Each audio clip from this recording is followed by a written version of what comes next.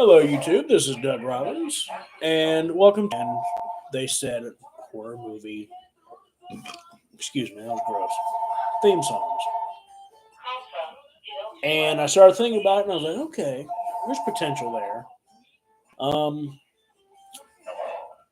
so mainly, surprise, surprise, we're going to be talking about most likely The Exorcist and Halloween theme songs. Um, it's been a long time, but it just, when you watch different YouTube videos and you've read about and seen so many different um, philosophies and things about different horror movies, um, they kind of get jumbled in your head. But they were talking about the thing with more modern horror movies was there's always that undercurrent of sound, even when you think that it's supposed to be a quiet scene, you're still getting that.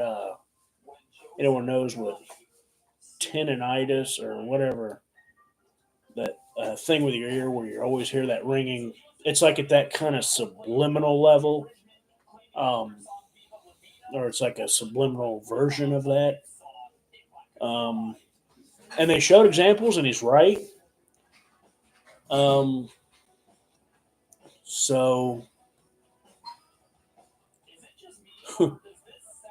mainly what I want to discuss, because the cliche thing is, the music makes horror movies, or they just add that other level. And it's like, no shit. But picking Halloween, um, and even like in the back of my head, I'm bored as hell by Jaws. Like, I watched that shit once and I was like, holy fuck. But I'm trying to decide, I'm like, okay, if I had to make a list of the best horror themes, um, would it be in the top 10? Would it be in the top five? Themes only, not movies. Fuck the movie. Halloween, The Exorcist. As far as themes, perfect. Um, is and then there's those weird like Psycho. Nah, nah. That's the best part. Um, because there's kind of two. There's the shower scene where like that's kind of more of a noise than a song, whereas the actual theme song, dun dun dun dun, well, that kind of sound like Jaws, but the opening credit scene in Psycho. Um, I just realized my cat's in the frame. Hello, Muffin. But and now she's scratching up the furniture. Um, and then Friday the 13th. There's more of that. Uh, that's more of a noise. So it's like, you know what I mean? Um, I don't know. I think for instantly recognizable, I think Halloween, I think The Exorcist, I think Psycho, and Jaws for horror might be the most instantly recognizable. But then the theme song to Saw for the more modern crowd. Uh, modern in my terms, yeah, it came out in like what, 04, 06 or something, but that's still, I think of that modern. Um,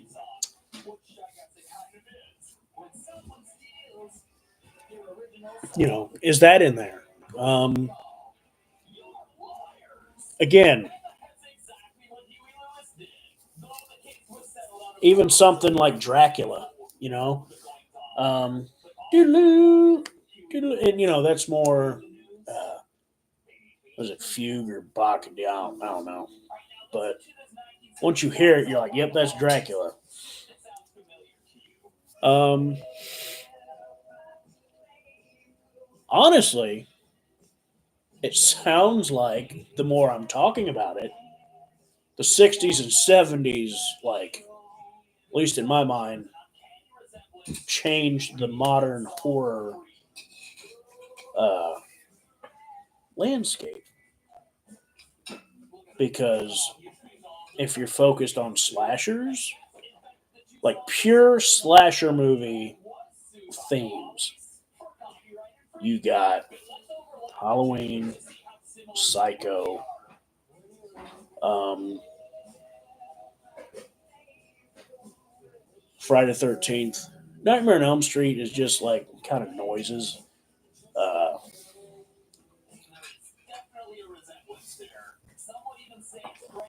Basically, the music, how often you play it, really affects the movie because the best horror movies, like how, I don't know. Okay, let's watch The Exorcist. For a long time, it's really quiet, like super quiet. Um, and even, I don't know, that's more imagery, auditorial. Um, I don't know. There's something about, I don't know, there's something about watching The Exorcist before you get to what makes it The Exorcist. It's schizophrenic as fuck because it'll draw you in with the quiet dialogue, and then, and then whispering, and then fucking screaming at you, you know. Um, and it's like, that's a, guys, that might be one of the biggest examples, besides maybe Jaws, of not using the music that helps and save it enough because um, to the people that say it's boring,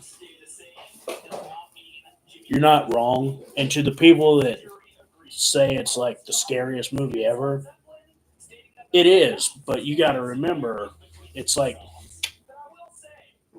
what's scary for like the last half hour. And again, of course, you'll get people saying, "Oh, it's the slow burn," yada yada yada. Um, the way she's screaming, the way the noises she's making, the fucking uh, the eye movement, the facials, the makeup. It's a very conversational movie.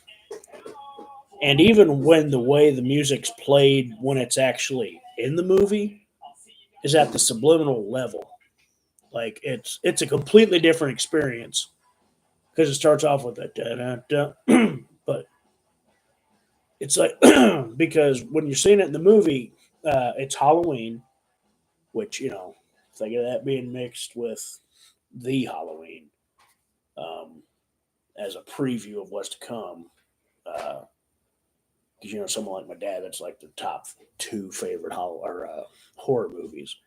So I don't know. Thinking of The Exorcist previewing Halloween a few years early just gets my little Alf dick hard. Okay, but the nuns are walking by. There's the trick or treaters as Chris is passing the trick or treaters. That's cool. But it's real subliminal. It's real light.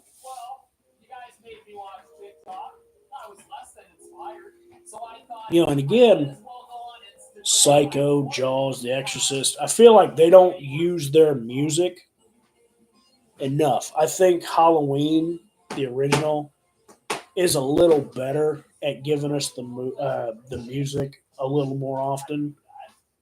Um, then you look at something like Child's Play, where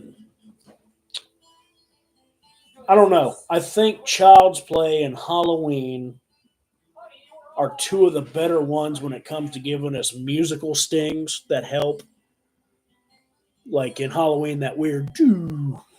I think when he like pops up from behind that car, the station wagon, batter up, and and just the musical stings and Child's Play mixed with, of course, the keeping the killer mainly in the darkness and in the peripherals until the right time, casting him in shadow.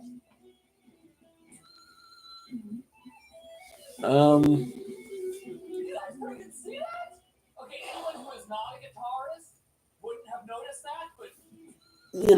versus, I don't know, sound assault movies.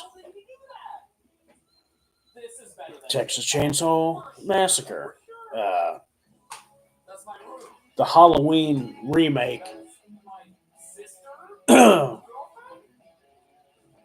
It had music, but it definitely needed the music, the Halloween music, a lot more. Um,